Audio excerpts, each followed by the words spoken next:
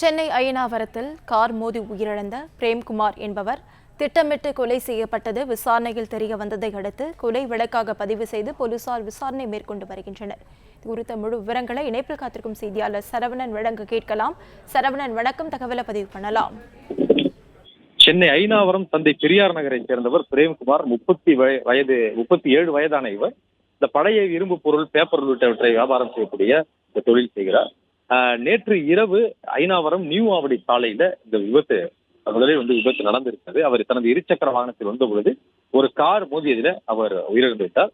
இது விபத்து வழக்காக அண்ணா நகர் போக்குவரத்து புலனாய்வு பிரிவு போலீசார் பதிவு செய்து விசாரணை நடத்தி வந்த நிலையில அந்த கார் யாருடையது என்று விசாரிக்கும் பொழுதுதான் இது ஒரு கொலை என்று தெரிய வந்திருக்கிறது. அதுவும் இல்லாமல் இந்த கொலையில இந்த உயிரிழந்த பிரேம்குமாரினுடைய மனைவி சன்பிரியா என்பவரே இதற்கு மூளையாக செயல்பட்டு இந்த கூலிப்படையினை ஏவி இந்த கொலையை நடத்தி இருப்பதும் போலீசாருடைய விசாரணையில கண்டுபிடித்திருக்கிறார்கள். இந்த விபத்தை ஏற்படுத்திய கார் குறித்து விசாரிக்கும் பொழுது இந்த காரை 60,000 ரூபாய்க்கு ஹரிகிருஷ்ணன் என்பவர் விலைக்கு வாங்கி இருக்கிறார். அந்த ஹரிகிருஷ்ணன் என்பவர் உயிரிழந்த பிரேம்குமாரனுடைய அருகில் பக்கத்தில் வசிக்கக்கூடிய ஒரு நபர்.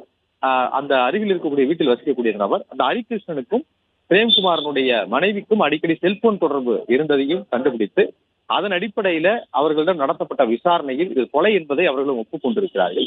மேலும் சம்பவ இடத்தில் இருந்த சிசிடிவி காட்சிகளை பதிவுகளை எடுத்தும் அதன் அடிப்படையில இது ஒரு கொலை என்பதையாம் உறுதி செய்து தற்பொழுது ஹரிகிருஷ்ணன் என்ற இந்த நபரை கைது செய்திருக்கிறார்கள். மேலும் இந்த கொலைக்கு உடந்தையாகவும் மூளையாகவும் செயல்பட்ட வீரந்த பிரேம்குமாரனுடைய மனைவி சன்பிரியா என்பவரையும் கைது செய்திருக்கிறார்கள்.